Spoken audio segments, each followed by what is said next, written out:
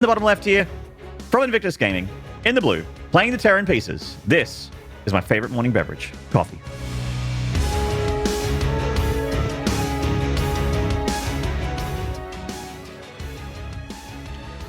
And over here in the top right, in the red trunks, representing Team Lao Power, this is Jieshi.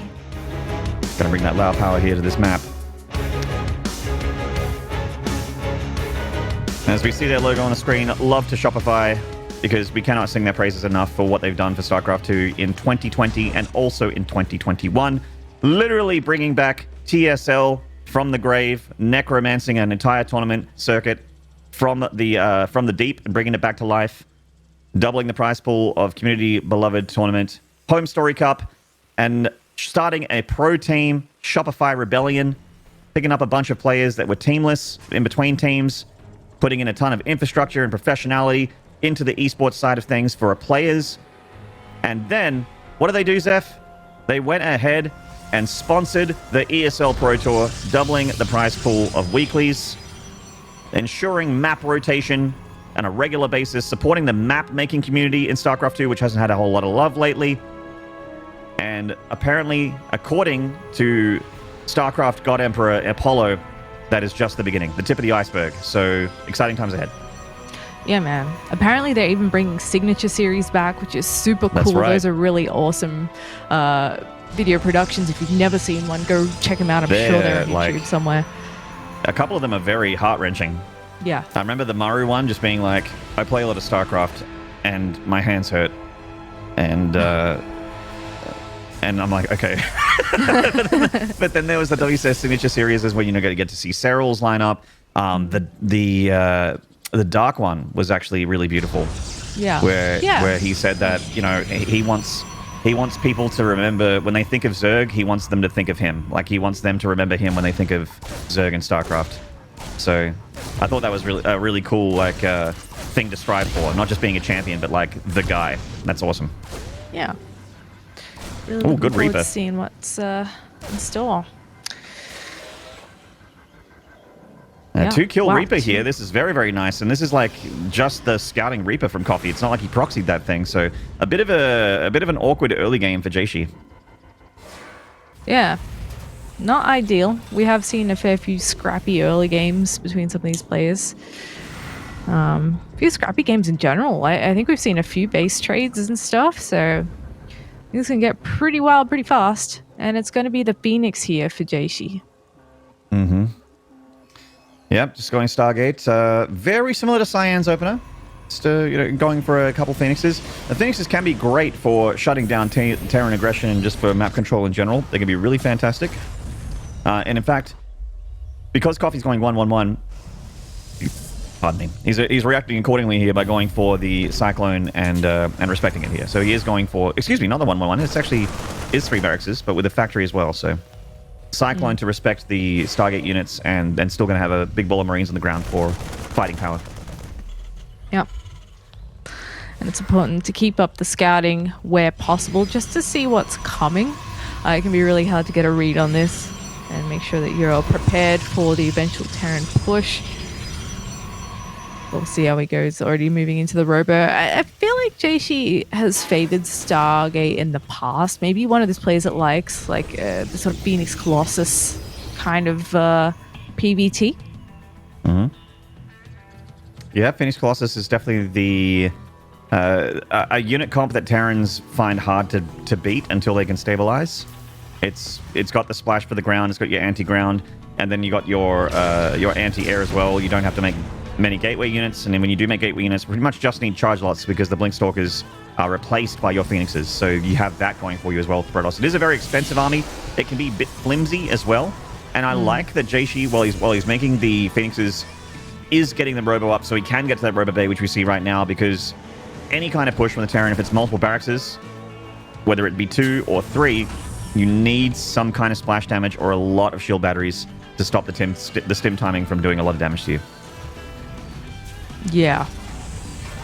And Jieshi's trying to get a little bit closer to that main to see what's actually coming. I don't think he's actually had a chance to dive right in there.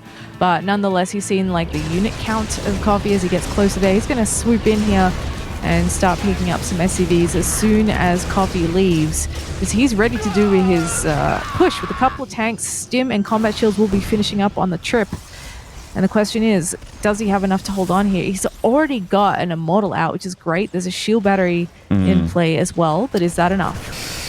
Yeah, an Immortal's great, but Immortal is not a Colossus. And these Phoenixes need to be utilized to lift up the tank. He's actually only got one lift on these Phoenixes, or two lifts, actually. There it is, 1, 2, and that's it for the Phoenix energy. Oh, man, this push from Coffee. Oh, no. This is looking deadly, really, and the Robo's exposed. Oh. Not able to do much with those Phoenixes. Shield battery overcharge has been used as well. And he's shelling away at those front buildings here. Going to start adding to this by trying to make some bunkers. Has to back up a little bit. A little bit overeager there. Yeah. It's actually a surprise at how slow and careful Coffee's being with this push, because this is buying time for that Colossus to come out. The Robo not being targeted or shot down is a relatively big mistake, because now there's a Colossus here. And the ability for Jieshi to hold, it exists now, whereas it didn't before with the Colossus not being here. I think Coffee might have been a little bit too careful. We'll see if he's got enough. I mean, the bunkers do get up, and that's massive. The tanks are still here, and the Colossus, one more shot. Down it goes. Huge. Those bunkers finishing just on time to save him there. That's it. GG. He can't break that. Once the Colossus goes down, that is the end of that defense. Really nicely done by Coffee. Yeah, the Colossus was the only thing keeping Jieshi alive there. Like, you either need a lot of shield batteries and plenty of gateway production, or the Colossus. And he was going for it, but it really feels like Protosses should not be going Stargate against Coffee, I think. Just because Coffee seems to have that propensity to just go for the 3 racks. He just likes it. He likes it. He likes having a lot of bio, and you have the ability to push like that with tanks if you get the factory with the 3 racks. Alternatively, you can just go up the front door even earlier with just Marine Marauder, and then you have no hope of having Colossus out. You need a lot of shield batteries. You need to read that. You need to see it coming. And it was off the back of a pretty good start as well. Obviously, that Reaper getting in the main and killing 2 workers with just the Scouting Reaper is pretty amazing. You don't usually see that at the professional level.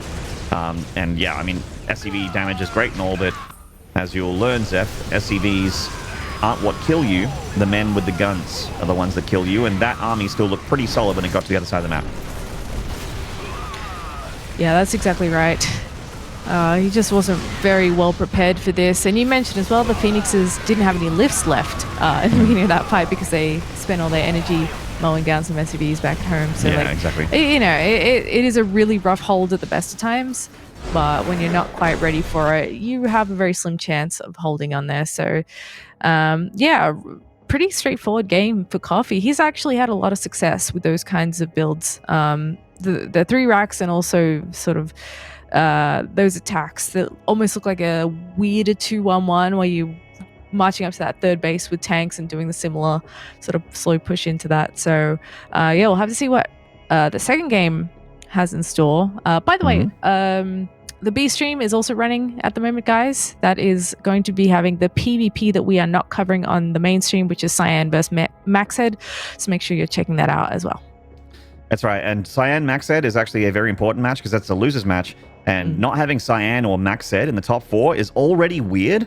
So it'd be cool to see which one of those won't make it. But at the same time, it's like, whoa, we're not going to have Cyan or Maxhead in the top 4. That's so strange. Those guys are in the top 4, it feels like, for the last 3 seasons. Yeah. Well, we're going to take a short break, and when we return, we're going to find out whether or not Coffee can actually lose TVP or not. We'll see you then.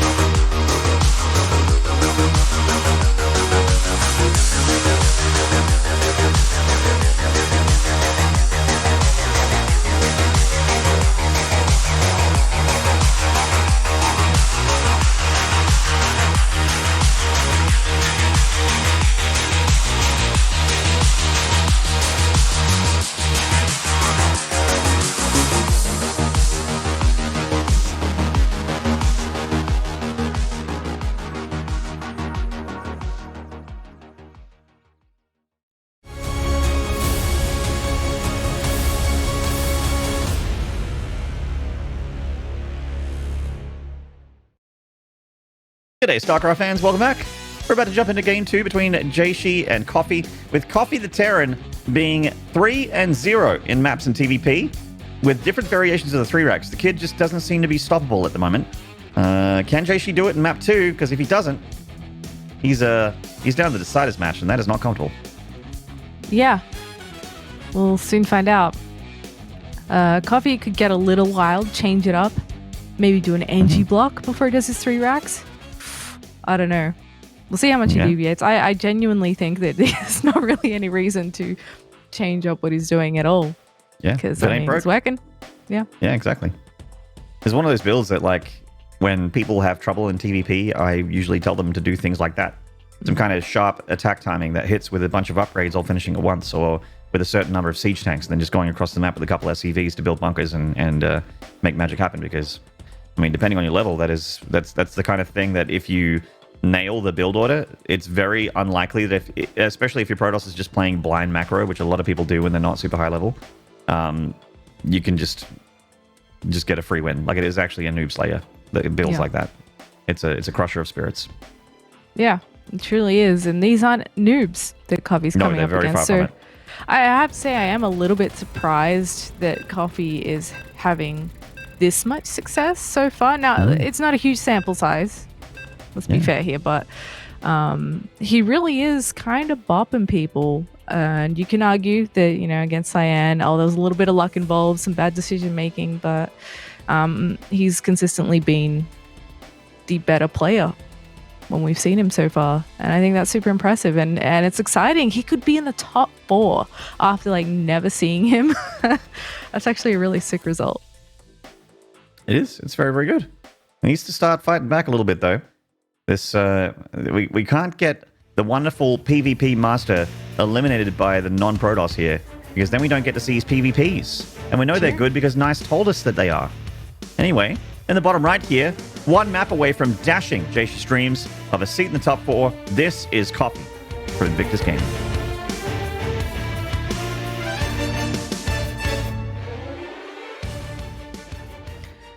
And up here in the top left, in the red from Team Lao Power, it is Jieshi.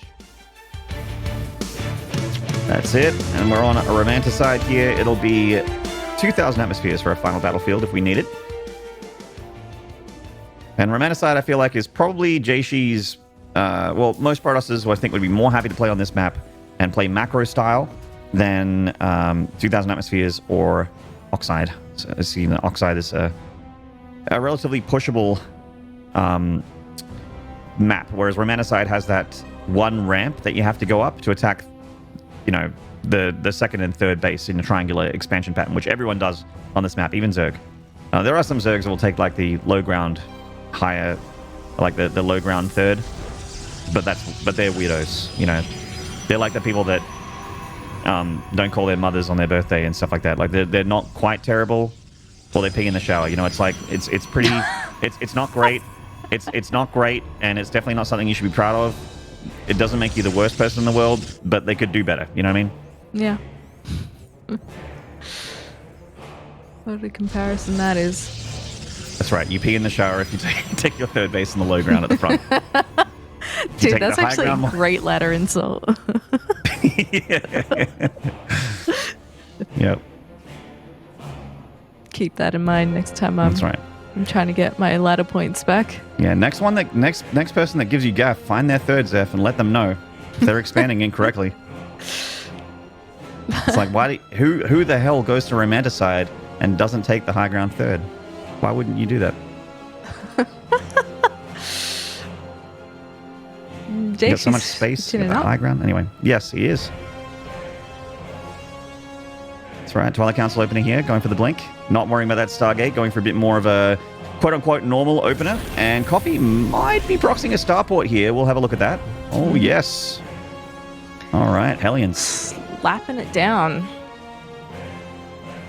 Yeah, we've seen quite a bit of the Hellion drop as of late. Hellions, of course, the popular option at the moment for the early game to deal with the depths and whatnot, but also ever so popular to drop in Mineral Alliance funny how that works. They can sometimes get some probe kills, and in a way, so we have Jieshi going for Blink. If you go mines, what's your defensive power against a Blink build, Maynard? It's not great. Well, it's usually bunkers, tanks, and whatnot, but yeah. You're going to want to have a tech lab on that factory. You're going to want to have a reactor on that barracks to start things off with for sure. I mean, the plus side is you should be able to defend the Hellions with a Blink build. You should be okay. You're already heading towards Stalkers. You've got your multiple gateways. As long as things are... It does matter where they are, of course. Like, if you're out of position, then obviously they can be catastrophic. But, oh, I like what Jieshi's doing. Be very, very careful. Pylons is on the fringe or the natural. Early warning signs. Very nice. Now, how much success is he going to get with this? Oh, that pylon is so perfectly placed, but it was just in progress. And I think the medevac might have been on the very edge of that vision. Anyway, Jieshi moving up into the main. Oh, the unit's a little late to respond here. Did not see him in the darkness of the corner of that main base. Oh my god, the probanity. So many probes getting killed here. 9 is pretty darn good, and he loses, what, 1 whole Hellion? Yeah, that's amazing. Every coffee... I was going to say every coffee is going to be happy with that. I should say every Terran would be happy with that. I'm tired in my brain. I've done a lot of casting lately. Yes, you sure have. You'll be here all week, in fact. That's right. Exciting. Oh no. Oh no, not round 2. Won't somebody think of the probes? Oh my god. Sick. Honestly, that could have gone worse. Like, it's not good. Don't get me wrong, team. You know, if you only got another 6 for the 3 Hellions, I feel like he got off a little bit easy. So his response here is just to go across the map. Coffee will have some stuff to defend. He's got at least 1 tank, probably have another one out. Oh, excuse me. He's already got the other one out there, sieged up. Oh, careful with those tank shots, my friend. That's it, yeah. I mean, Jieshi's kind of, while he has 3 Nexi, he's going to take a little bit to undo the damage that these Hellions have done to him. Which is really, you know, a bit of an investment from Coffee. Obviously, he lost the medevac there in the end as well, which is a little bit of a glass half full there for Jieshi. But still, a good lead for the Terrans. You usually have a bigger army than the Protoss as a Terran at the early stages of the game because you just have a little bit more production. Your tanks have a lot of supply as well. And you're making Marines 3 barracks at a time. Ooh, I think that's a 4th and 5th barracks going down for Coffee, if I'm not mistaken. So looks like we're going to have a good old-fashioned 2 base all-in. Yeah. Coffee is not the kind of guy that wants that 3rd CC nice and early to get a really strong economy or anything like that. He is quite happy to be very, very aggressive, happy to do the 2 base builds. I think often when we see him think about expanding, it's as he's moving out with his big attack and he just sort of slaps it down behind it like, yeah, just in case I need this, but it's really not his main objective here. So we'll see how Jieshi handles this. That is, oh man, that's going to be a big push. That is a handful of Marines, I tell you what. It's quite a bit of firepower here. Is that there's Colossi on the way already for Jieshi. They won't have extended thermal lance, but they are in production. It's just like you just don't have a lot of stuff in general. So yeah, you have a Colossus, but guess what? Coffee's going to be targeting with his tanks if he can. Yeah, the Colossus is so incredibly important here. Very similar to the earlier game, how incredibly important Colossus are. But look how far away they are from extended thermal lance. Oh my god, that thing's going to get deleted. See you later. In range of like 4 tanks. Rip. All right, well, Coffee's going to 2-0 here, and apparently has a really sick TVP win rate. Coffee's speedrunning all the Protoss that he's faced so far. This has been a pretty big slapdown. Now, sure, Jieshi hasn't tapped out yet, but this is pretty dire. He just doesn't have the equipment needed to break this position, not with 5 tanks. Yeah, this is extremely rough. The tanks can now pressure a lot of the important tech here. This is forcing Jieshi to come out of his shell to attack where he really should just be chilling that natural, but he's kind of damned if he does, damned if he doesn't. Coffee making the right call here, just avoiding the scary units, going into the main, and he's going to tear him apart from within. Brutal game for Jieshi. Coffee's just dominating him in these 2 games. Gosh, that's an immense amount of splash at his disposal, and you can see Jieshi not even knowing what he could do here. He's just sort of standing and observing the Terran army as it crashes through his base, because what else can he do? He's going to try and find an angle here, separating the Colossi. Oh, no. And, oh, no. Yeah, Jieshi's making some big mistakes here. Losing that Colossus is unforgivable. The Stalker's blink forward, but there's too much tank firepower. Reinforcement Marines are going to get rid of what remains here of Jieshi's defenses, and an